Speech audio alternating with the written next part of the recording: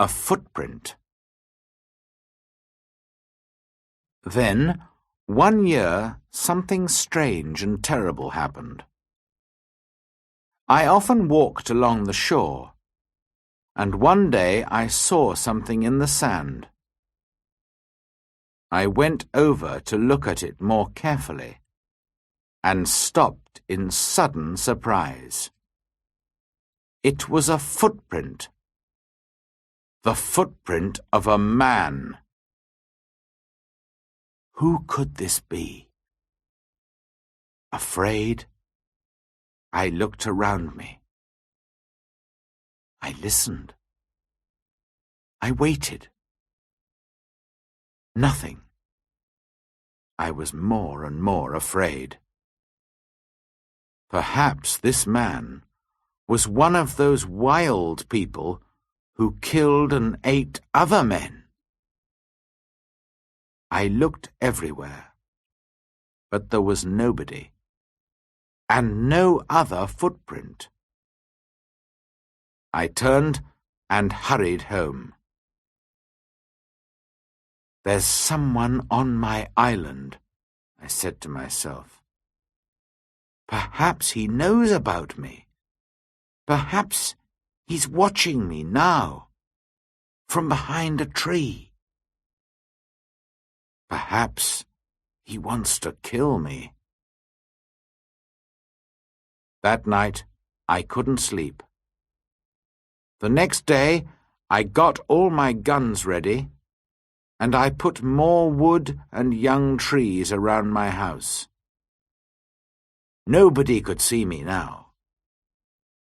But after 15 years alone on the island, I was afraid, and I did not leave my cave for 3 days. In the end, I had to go out to milk my goats. But for 2 years I was afraid. I stayed near my home, and I never used my guns because I didn't want to make a noise. I could not forget the footprint, but I saw and heard nothing more. And slowly I began to feel happier. One day, a year later, I was over on the west side of the island. From there I could see the other islands, and I could also see a boat far out to sea. If you have a boat, I thought, it's easy to sail across to this island. Perhaps that explains the footprint.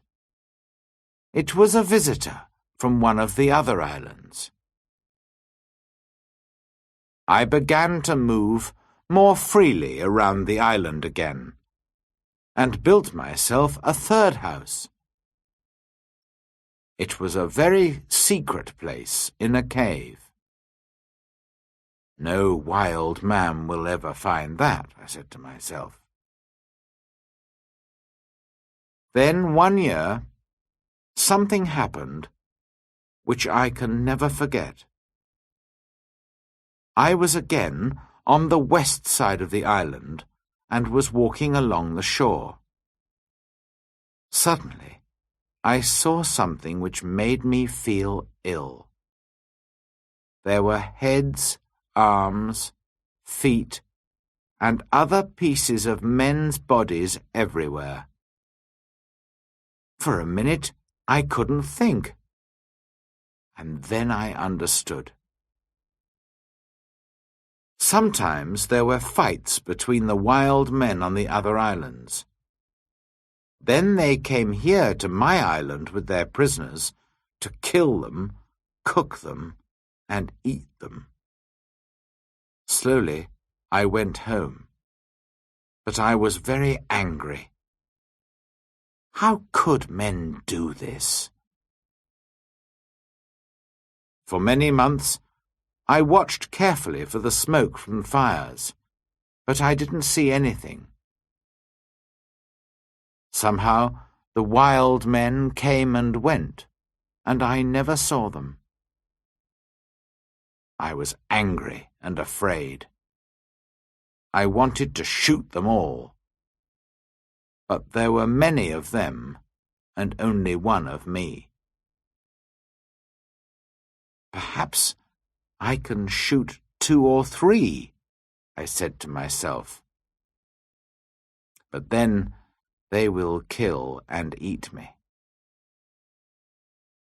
Then, one morning in my 23rd year on the island, I was out in my fields, and I saw the smoke from a fire. Quickly, I went up the hill to watch. There were 9 men around the fire, and they were cooking their terrible food. Then these wild men danced round the fire, singing and shouting. This went on for about 2 hours, and then they got into their boats and sailed away. I went down to the shore and saw the blood of the dead men on the sand. The next time they come, I'm going to kill them, I said angrily. Afraid. For 2 years, I never went anywhere without my gun. I felt lonely and afraid, and had many sleepless nights. One night, there was a very bad storm, and I thought I heard the sound of guns out at sea. The next morning, I looked out and saw a ship. It was lying on its side not far from the shore. Quickly, I put my little boat in the water and sailed out to it. There were 2 dead men on the ship, but no one alive. The bodies of the other sailors were lost in the sea. I took some clothes and tools, and also a box of Spanish gold and silver money. I was a rich man now, but what use was money to me? I could not buy anything with it. I wanted people, a friend, somebody to talk to, somebody who could help me escape from my island. One morning, I woke up and made a plan. I'll try to catch one of the prisoners of the wild men, I said to myself. He'll be happy to be alive, and perhaps he'll help me to escape. I watched day and night, but for a year and a half there were no boats. Then one day 5 boats came. There were about 30 men, and they had 2 prisoners. They made their fire on the sand and danced round it. Then they killed one of the prisoners and began to cook their terrible meal. The second prisoner waited under the trees, with 2 men to watch him. Suddenly, the prisoner turned and ran. The 2 men ran after him, but the other wild men were busy round the fire and did not see what was happening. The prisoner ran like a wild goat, and soon I saw that he was coming near the bottom of my hill. As fast as I could, I ran down the hill and jumped out of the trees between the prisoner and the 2 wild men. I hit the first man with the wooden end of my gun, and he fell down. But I had to shoot the second man. The poor prisoner did not move. He was afraid of the noise of my gun. I called to him, and tried to show him that I was friendly. Slowly, he moved nearer to me. But just then, the first wild man began to get up from the ground. Then the prisoner spoke, and I understood that he wanted my sword. How happy I was to hear words again. I gave him my sword, and at once he cut off the head of his enemy. Hurriedly, we hid the dead bodies under some leaves, and then left quickly. I took my prisoner to my secret cave on the other side of the island, and gave him food and drink. After that, he went to sleep. He was a fine young man, about 25 years old, tall and well-built, with a kind face and a nice smile. He had a brown skin, black hair, bright eyes, and strong white teeth. I decided to give him the name of Man Friday, because I first saw him on a Friday. When he woke up in the morning, he ran out to me. I was milking my goats in the field, and he got down on the ground and put his head near my foot. I understood that he was thanking me, and I tried to show him that I was his friend. I began to teach him to speak English, and soon he could say his name, Master, and yes and no. How good it was to hear a man's voice again. Later that day, we went back to my first house. We went carefully along the beach, but there were no boats and no wild men. Just blood and bones all over the sand. I felt ill, but Friday wanted to eat the pieces of men's bodies which were still on the ground. I showed him that this was terrible for me, and he understood. When we got to my house, I gave Man Friday some trousers, and I made him a coat and a hat. He liked his new clothes very much. Then I made him a little tent to sleep in. But for a few weeks, I always took my gun to bed with me. Perhaps Friday was still a wild man, and would try to kill me in the night. At first, Friday was very afraid of my gun. Sometimes he talked to it and asked it not to kill him.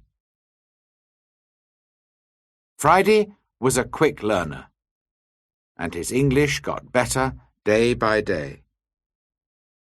He helped me with the goats and with the work in the cornfields, and soon we were good friends.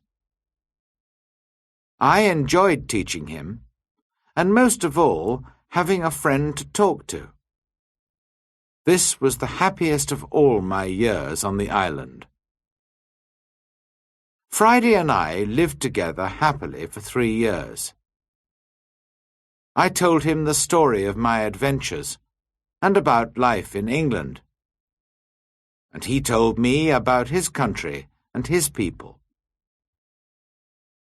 One day we were at the top of the highest hill on the island, and we were looking out to sea.